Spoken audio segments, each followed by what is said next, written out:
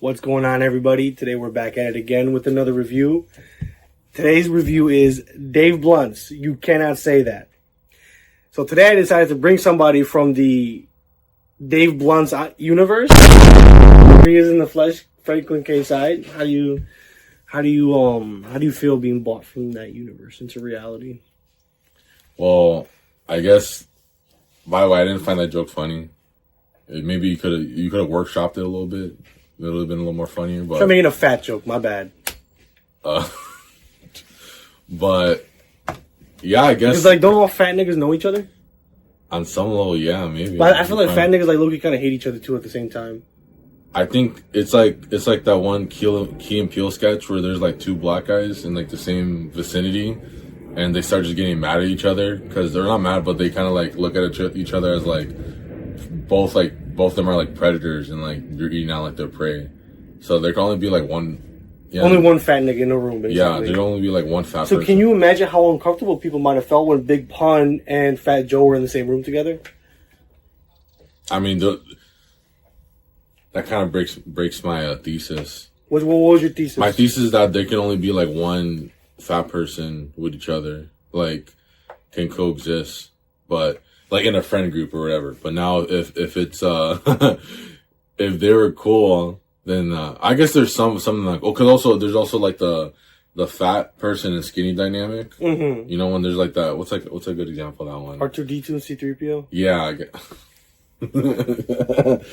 Like those type of dynamics. I guess those ones don't break it. But anyway, yeah, this is Dave Blunt's second album. I never listened to the first one. I've heard his stuff before, obviously, you know, if you know about Dave Blunt, you know, he's been on social media because of his huge, he's been having like big appearances and his appearances are big itself. So he kind of has like two gimmicks, I guess. He has like, the first gimmick is that he's just like fat, like morbidly obese, like gonna die like any day.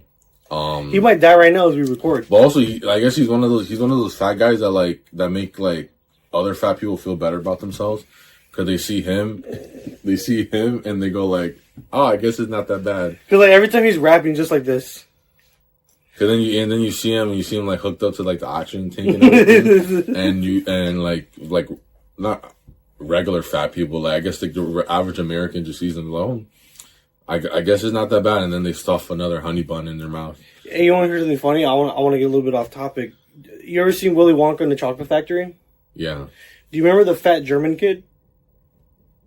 No. The German kid who was like Augustus. He gets stuck in like the chocolate fucking shit tube. Which one is this one? This one, the one with Johnny Depp, directed by? No, that's the gay one. I'm talking about the original one, the good one, no, the one with what's his name? I don't remember his fucking name, but the original one that came out in the 70s. If you could show that on screen. No, I'm not tried like that. If you could show it on screen, that kid, I think his name was Augustus. He was considered comically fat during that time. So to see Dave Blunt's is like, holy fuck. It's like, yeah, you need to try a little harder now. It's kind of what Tony Soprano's the same way too. He was considered comically fat, right? I think that's just a meme. I don't think it's actually real. Oh. Maybe, but what's another one? Well, I know for a fact the kid from Willy Wonka was considered comically fat. So, like, people were like, oh my God, like, I could never get like that. But we broke the boundary. We went even past that. We got Dave Blunt's. Yeah, that's crazy. Well, is he bigger than Big Pun? Probably. Yeah, no, he's probably... Yeah, because he can't stand. Yeah. Yeah, because Big Pun was like, he ate, I don't know, he just ate too much fucking... Did you hear they got kicked out of like a buffet before? Yeah, they got kicked out of a buffet because they were eating too much. But yeah, so he has like two gimmicks. I think the second gimmick makes it a little better. So obviously the first one is that he's fat. But obviously he doesn't do that thing like, I guess like, I don't know, like that, like Lizzo or like that other rapper. You know, the one who like sued Uber? Yeah. I guess all like the fat females do this, is that they become protective about their weight and everything. And they go like, oh, I make music for plus size people, blah, blah. He doesn't go under that route. He just goes like the totally opposite direction, which is his second gimmick where he's, like vulgar or not. I won't say he's vulgar compared to most rappers. It's just that since he's already like fat and like he can't be cool. And so like your regular rapper will try to still like put on like this aura of being like cool or being like mysterious or something like that. But since he's like fat and he already knows like, hey, like I'm already like so far gone, like I could just talk about like taboo things or again, they're not like, it's not like they're taboo in like a traditional sense because obviously rap is already like so far gone, you know, with like the content that it could produce. But I guess his content is more like relatable because he doesn't have a reason why to like what's the word, filter himself, because he already like exists on the fringe of society. Yeah. So might as well just go full throttle with it. Yeah. It's not like who's a new rapper recently? Oh, we're talking about like new rappers. Like when a new rapper comes out, they're trying to keep their gravitas, right? So they won't touch certain like topics. Like I can't think of any new fucking rappers. Nine Vicious.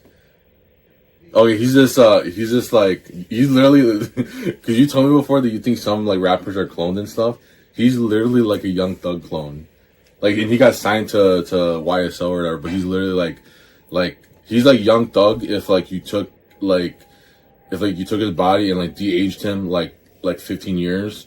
He literally looks like that, and I guess he's a newer rapper, but yeah. So they always have to have like some sort of like aura to them or like some sort of like cool factor, which I guess it existed since like rock. I don't know, that you have to be cool, and that's like part of the gimmick of being like a star or pop star, whatever you want to call it, that you need to be cool. But obviously, since he doesn't have he's a fucking fat piece of shit. He's a fat piece of shit. Yeah. He needs to have something. He needs to bring something to the table. I don't know if you could do this in post production, but can you zoom in on this area right here? Yeah, I'll find a way. Right here, look.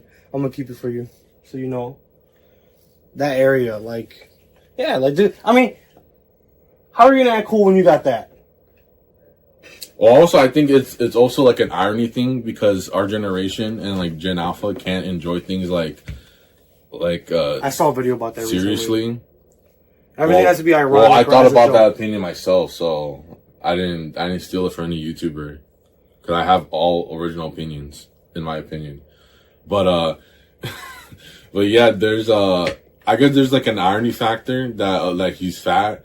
But also, he needs to bring stuff to the table. So what he brings to the table, he brings his weight. His outside of that, because he brings that to the table, so make the table fall down. The table fucking breaks. So he brings his weight, but also he brings the content that he's rapping about, which other rappers won't touch, and he brings his rapping abilities, which are they're kind of like a throwback. What do you think he sounds like? He reminds me of like Chief Keef, like when he does like that voice, like, oh, I pulled up on whip that bitch, like that little like weird, like, I guess like, what the fuck is that fucking the Muppets character? Like when he does like that little like Kermit thing with his voice. Yeah. Because that's from Keef. He reminds me of Keef. He reminds me of like, what era of Ye does he remind me of? Maybe the T-Lop era.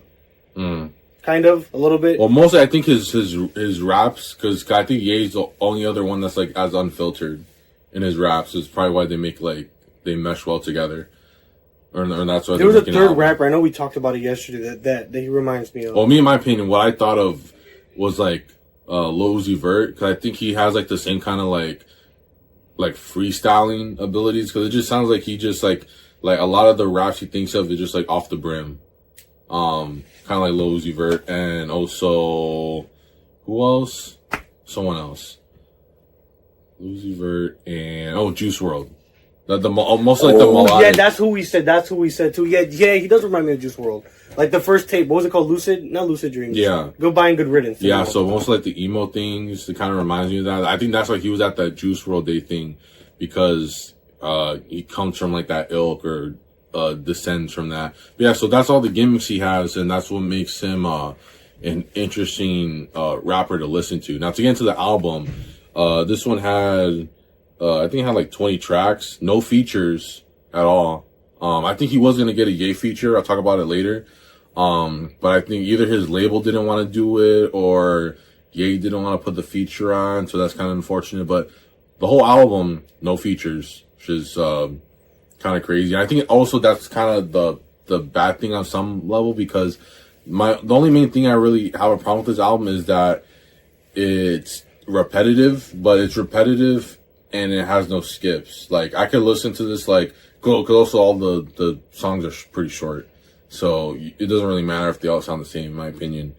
But I surprisingly, because when this album came out, or when the promo to the album came out, he had like the little trailer, and it was like a whole like comedy skit. And I thought when it was building up to this release that it was gonna be like, and the title of the album, You Can't Say That, I thought it was gonna be like a comedic album. Like, I thought he was gonna like go like yay levels of just like making fun of people and like talking more about like taboo subjects and like the whole like because of like also the album trailer was talking about how he wanted to like word things in a different way to make the younger generation like understand where he's coming from, because people don't like it when like the way he says the way he delivers his lyrics, they don't like it. So he was like, oh, maybe I need to like repackage it.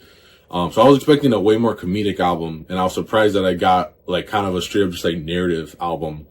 Like straight just like storytelling. Yeah, he's a storyteller. He's like fucking Tupac. Yeah. And Biggie, literally. Like, he's like Biggie reincarnated. Real. This is what Biggie would have looked like. The Biggie that Diddy didn't kill. Yeah. But yeah, so he talks about like, well, also the other problem is that to kind of understand the album, I think he's a better storyteller than Kendrick Lamar. Probably, because he doesn't make up the story.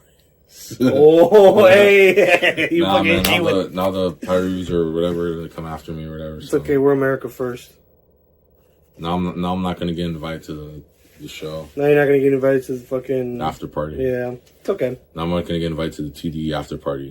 But, yeah, so his this album, I feel like on some level you need to kind of understand, like, some, like, the lore. Yeah, the lore or events that happen outside the album to kind of, like, visualize it in your head.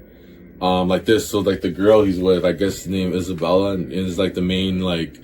or it's like the new girl in his life in this album, but then he also had this other girl called Solar, and I like I can't tell sometimes if he's being like 100% honest about like these stories, or if he's like kind of like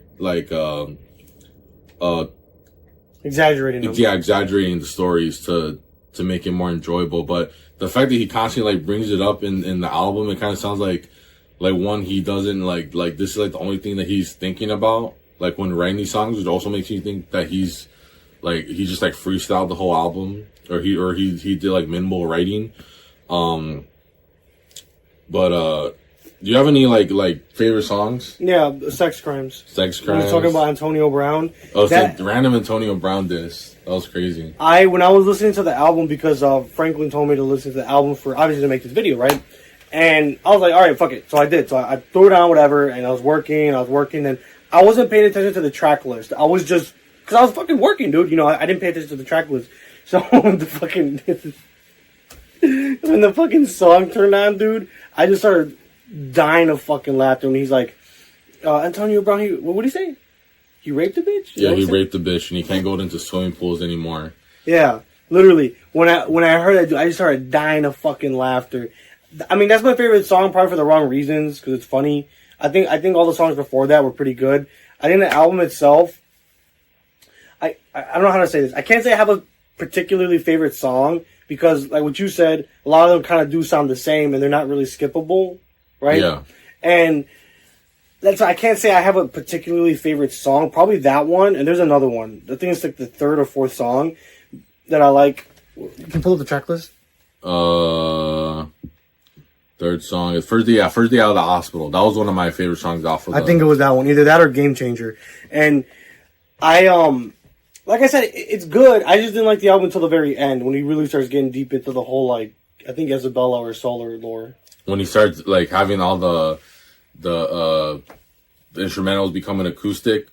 Oh yeah, I forgot about that. It changed to acoustic. Yeah. I didn't like that shit. I like the hard trap beats that he did. Because a lot of those beats, like, okay, people are gonna hate on Dave Blunt's album because they're fucking homosexuals, but those beats would have been used and they would have been fucking loved by universally had they came out, let's say, 10 years ago, and you put a different rapper on it. Yeah, those were Young Chop, Lex Luger, type beats. Yeah, literally. They're fucking great. That's why I love the album. That's why I love the album as much as I do, because it's a throwback to that era. Yeah, I think what is cool, I think you can say this with Ian too, is that they come from that era where they were listening to that type of music, so we kind of connect with that more because they're kind of like repackaging and showing like, oh yeah, like this was the music I was listening to as a kid and it was cool, and we're bringing it back because I want to say it's because people are so far gone, but it's like the underground, or I guess underground hip hop you would call it.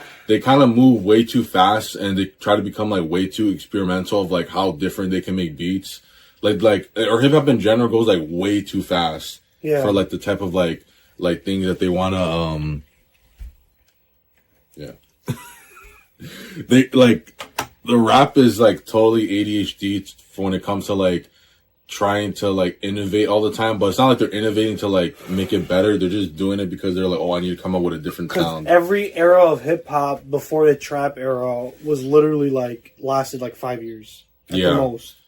Yeah, and I will also because it becomes so like commercialized. Yeah, commercialized. Or like, what's the one that recently like just drill? Is that the one that just like died recently? Or like, I feel like it blew up. Do you call it trap or drill? Drill, or like New York drill. They're kind of like synonymous with each other. Well, I'm thinking about like Pop Smoke type of drill. Okay, I think it's kind of is like dead from what I understand. I think it died when he died. I think it died with him. Well, I think I'm not trying to make a joke. Well, I think you're gonna laugh at this. I think Ice Spice was carrying it for a minute. Yeah, she was. You're right. She was carrying it for a minute, and then she lost weight, and then it just died. It died with her fat cells. Well, I think it died when like she started making like all the other type of music, whatever type of music you want to call it, music, and she started becoming more of like a pop star. Yeah, she started doing satanic symbols with Katy Perry. I mean, Taylor Swift. Taylor Swift, Tyler Swift. Tyler the Creator Smith. Jane Doe. But yeah, my favorite song, it was First Day Out. That one went the hardest. White Chicks. I showed you some of it, but there was a version of White Chicks that has Ye on it that got leaked. Like, I think when the album came out, it got leaked. So, like, there's probably some, like, correlation where people are like, okay, I can't put Ye on the album because, he thinks he can't get his check, you know. He can't get his check from the record labels, or he can't bank at certain places, so he needs. At first I was like, why are you nodding or whatever? Then I was like, okay. So they're like, oh, like we can't have Ye on the album. So I was like, whatever. And I think Ye sent him a DM saying that it feels like he said, I'm gonna post it right here. He says like, it feels like back in the day when we were being segregated. That's what it feels like to not be on the Dave Blunt's album. But I would recommend, if you like, I don't know, you have like a whole download of the album, you just replace the White Chicks that's on this album and replace it with the Ye version, even though it's not like greatly mastered or anything, because it's just way better. The beat's better. The lyrics hit a lot harder in that, because you could tell that he wrote, or like he sang that song to the original instrumental and then he had to change it. But yeah, and then there's Diddy Games, which is funny, but also it's one of those songs where you have to understand why he did that. And it's because of the, like, what is it called? He was gonna be on, Playboy Max, this, like, face streamer. He was gonna be on his live stream. But then they were telling him, oh, you gotta wear the Santa suit and you're gonna do all this, like, Diddy stuff. And he was like, no, I don't wanna do that. So, that's why that song hits. And then, yeah, Sex Crimes, that song is funny. I don't know the whole Antonio Brown beef with him. I don't know. I like Antonio Brown. He's a Trump supporter. I can't really say anything. I don't, whatever. I don't know what happened. I just like his post. You know, I can't really say anything. Can't really say anything to that regard. And then Moving Slow, I like that song just because he interpolates that one. What is it, like an Ed Sheeran song? You know what I'm talking about? I think I know what you're talking about. I'm just like a random like interpolation of that song, and it actually hits. It's not like all these other songs where they just like take like the whole. Have you heard that one song? I'm gonna cut this out by the way. Have you heard this one song, Anxiety, by this girl Doechii, where she takes someone that I used to know? Yeah. You ever heard that? You know that she. Yes. I know what song. Yeah, yeah, I know what song you're talking about. I know what song. Yeah, it's fucking horrible. You know that she's signed to TDE. She's like 100% industry plant. I believe it. Like she got Grammy for album of the year like this year, and so people were just saying like, yeah, no, she's 100% just like an industry plant, and like all her bots are like she has like the whole like TDE bot thing where all her things are being like artificially like psyoped onto people. That's horrible. And then the whole song is just the someone I used to. It's not even like a fucking trap remix or whatever. They just took the same fucking instrumental and then she just like sang over it. Like just like totally took the song. And then they go like, oh, like y'all don't have any culture. I mean not us. But, black culture was stolen from British culture. But no, I was gonna say that song, Dichi, what the fuck is her name? Dochi, whatever the fuck her name is. I thought that was like somebody doing a remix, like yeah, you thought it was just some TikTok bullshit. Yeah. I didn't think it was actually like a major fucking label standing behind her for this song. Yeah, bro, fuck that bitch. Keep this part in.